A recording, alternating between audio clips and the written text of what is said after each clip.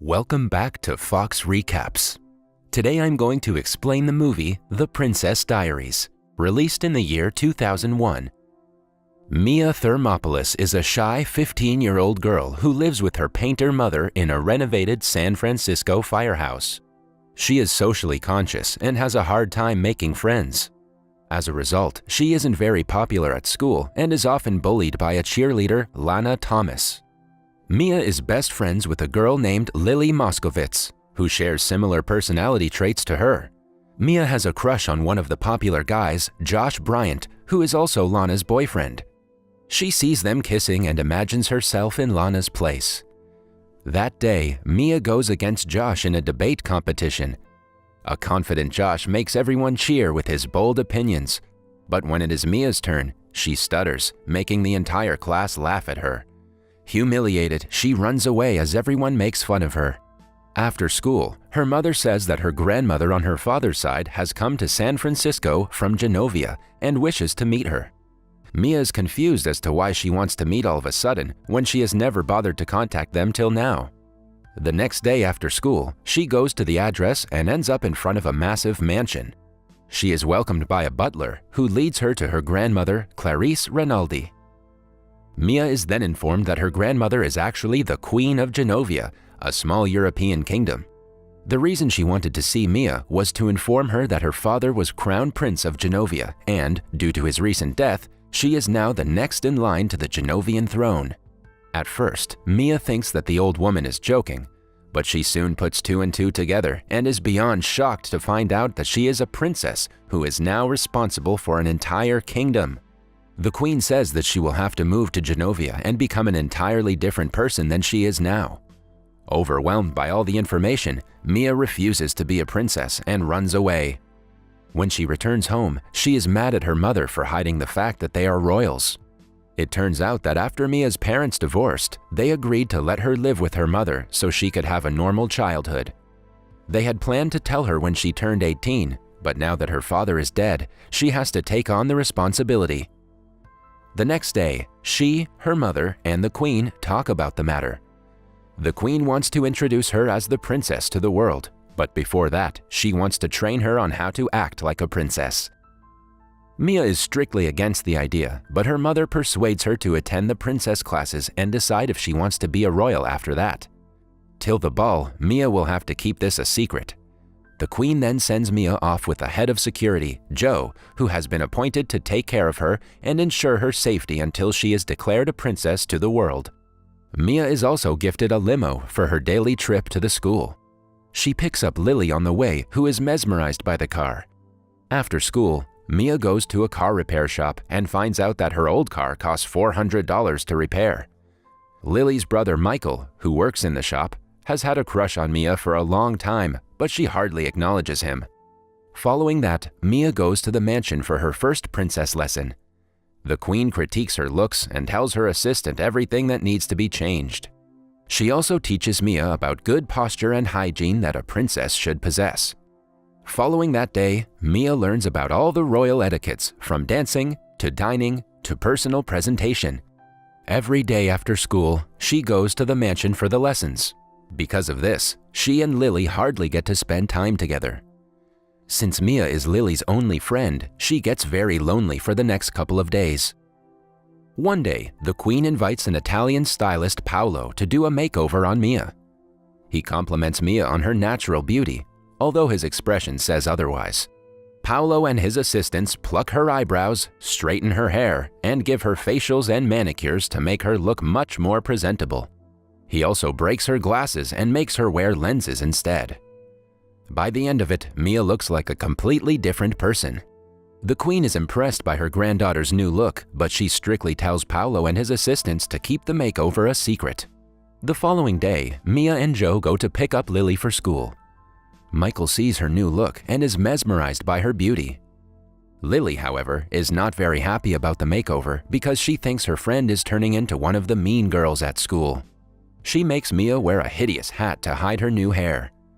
The two get into a massive argument because she thinks Mia is going to ditch her one of these days. Not being able to handle her friend's indifference, Mia tells Lily the truth.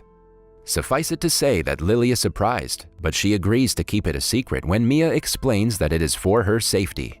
When in class, Lana bullies Mia to take the hat off, and everyone is surprised by her beautiful hair. The following day, Michael asks Mia to come to a music convention that he is going to perform in. He is really passionate about music and hopes she will be there to watch him perform. Mia promises to come but is dismissive about it. When she reaches school, she is swarmed by reporters who ask her several questions about being a princess. The secret has somehow gotten out and Mia is in trouble. She believes that Lily told it to everyone, but Lily insists it wasn't her. When the situation gets out of hand, the Queen comes to the school. They find out that the stylist Paolo was the one who told the media about Mia to claim his way to fame. The next evening, the Queen holds a royal dinner party where she presents Mia to some high-ranking royals from around the world. The dinner goes pretty well until Mia accidentally lights a guest's sleeve on fire and dumps his arm into an ice bucket. As she tries to pick it up, the servers trip and fall to the ground, dropping the fruits onto the guests. The Queen sits holding her head at the disastrous dinner, but the guests laugh it off. In the next training season, contrary to Mia's predictions, the Queen isn't mad at her. In fact, she cancels all her meetings to spend a day with her granddaughter. They go to the arcade together and have a lot of fun. The Queen plays all of Mia's favorite games, takes pictures with her in a photo booth, and tries her favorite corn dogs. On their way back home, Mia drives, but while trying to climb up a slope, the car's brakes malfunction. She crashes the car into San Francisco's famous cable cars loaded with people. The police are about to arrest Mia, but the Queen uses her public speaking abilities to persuade the officers into letting them go. By the end of the encounter, he even calls a police car to drive the royals back home. Mia is impressed by her grandmother's skills and even calls her the best queen.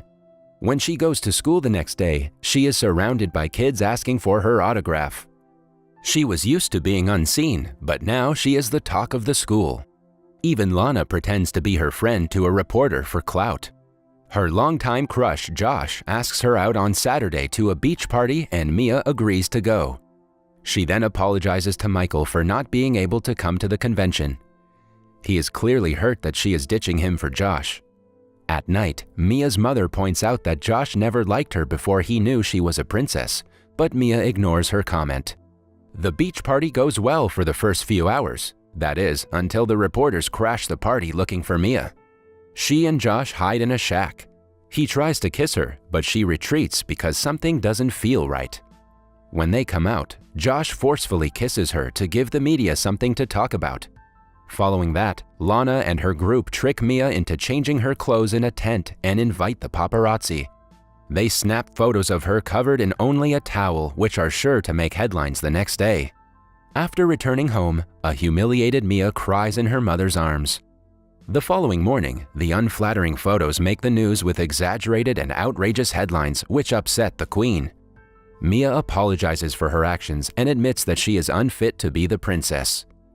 The Queen still invites her to the ball and asks her to bring any friends she wants, except Josh. After Mia leaves, Joe makes the Queen understand that Mia is still a teenager and her granddaughter before she is a princess. The two agree on the fact that Mia is ready to take on the responsibility to be the ruler of their country, seeing how she took the criticism and reacted accordingly. At school, Mia apologizes to Lily for not being herself for the past few days and for missing a talk show that Lily had invited her to. The two reconcile and decide to go to the ball together. Later during gym class, Josh starts making fun of Mia again. She hits him with a ball and wins a baseball match against him to teach him a lesson. In the evening, Michael comes to her house to deliver her car from the car shop. Mia apologizes for not coming to his show and invites him to be her date at the ball. However, a hurt Michael refuses to acknowledge her and sarcastically claims that Josh would look better in a tuxedo. Mia and her nerdy friend are together during lunch when Lana and her group make fun of the two. Having had enough of the bullies, Mia smothers ice cream on Lana's dress, embarrassing her in front of everyone. Later that day, the Queen apologizes for being harsh on her and asks her to give a speech to renounce her title to the people at the ball. She also hands Mia a diary that her father wanted to give her for her 16th birthday. After she leaves, Mia decides to run away to Colorado, scared of disappointing the queen and the people at the ball with her speech. The responsibility feels like too much burden for her, so she has decided to take the easiest way out. After packing the bags, she reads a letter her father had left her. In the letter, he explains the importance of courage for a royal. He also claims that he loves her mother and her very much. Touched by his words, Mia changes her mind and decides to go to the ball. Since she had told everyone she would come to the ball herself, she has to drive in the pouring rain. To her misfortune, the car breaks down on the way. Somewhere else, Michael receives a pizza with "sorry" written on it. After realizing that Mia is making an effort to make him feel better, he decides to go to the ball. Just when Mia starts to give up, Joe arrives in the limo and picks her up. When Mia doesn't arrive for a long time, the queen starts the speech. In the middle of it, she sees Mia drenched from head to toe, ready to talk, so she leaves the stage for her. At first, Mia stutters like she usually does when speaking in public, but then she remembers her father's words and gives a heartfelt speech to the crowd. At the end of the speech, she announces herself as the Princess of Genovia, making the guests applaud. Moments later, she is crowned as the princess. She then changes into a beautiful dress and dances with Michael. The pair excuse themselves and come to the garden. Michael expresses his feelings to her, and the two finally kiss. In the following scene, we see Mia flying to Genovia to officially take on the duty of being a royal. Her mother is also moving with her, and Michael and Lily are visiting for summer vacation. At the end of the movie, we are shown the massive palace of the Royals of Genovia. That was all from the video. I hope you liked it. Subscribe for more content like this and hit the like button to help us out. Also, leave a comment if you want us to recap your favorite movie. Until next time, take care.